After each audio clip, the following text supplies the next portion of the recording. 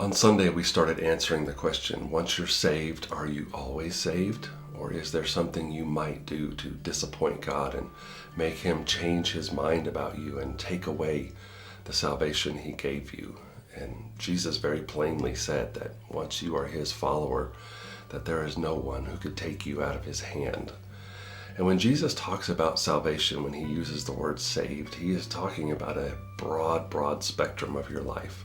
When Jesus says if you believe in him, you would be saved, he is talking about your past, that if you believe in him and trust him and take his gift of salvation, that he would save you from your past, all the things in your past that you don't like to talk about, all the failure, all the sin, all the ways you've disappointed God up to that point.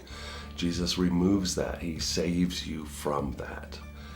And he's also talking about your future, that at the end of your life, he would save you from being separated from God eternally in a terrible place called hell.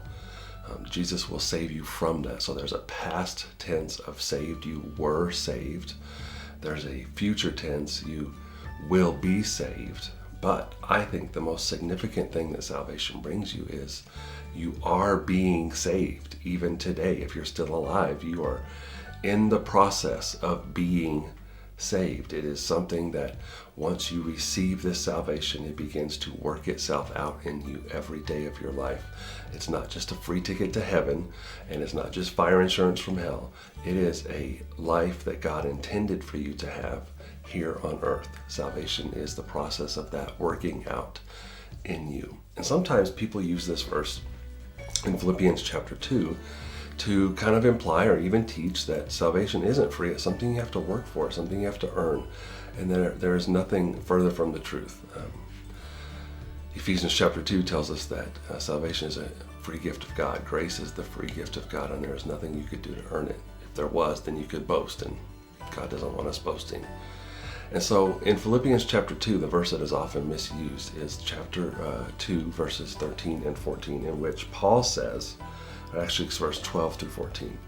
Dear friends, you always followed my instructions when I was with you, and now that I'm away, it's even more important. And then here's where we get confused.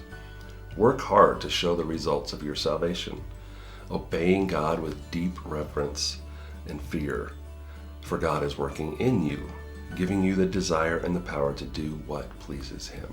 Some translations say to work out your salvation with fear and trembling. And that's where we kind of get caught up, this work out our salvation. There is a big difference between working out for something and working for something. Paul is not saying if you want salvation, you have to work for it. He is just assuming that you understand you've already received salvation from God. And now one of your roles in being a saved person, or being a person who is being saved, is you got to work that out. You got to wrestle with that. You got to bring the results of that salvation to the surface of your life. So for the past month, I have been working out with a friend early in the morning before work. I haven't been able to do any kind of thing like that since my back surgery, and I finally feel strong enough to do it. And I got to tell you, every morning, but on the way to the gym, I have a little bit of fear and trembling because I'm exercising muscles that haven't been exercised in a while. And when it's over, I'm tired, and the next day I'm sore. And so this whole idea of working out, you're bringing something from the inside to the outside. And that is exactly what Paul is saying. He is saying God is already at work within you. He has placed salvation in you.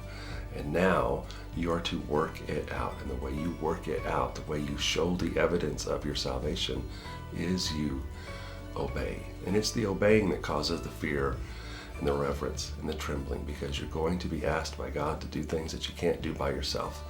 And it's only going to happen if you have faith. So today you are being saved. Everywhere you go, you are in the process of being saved.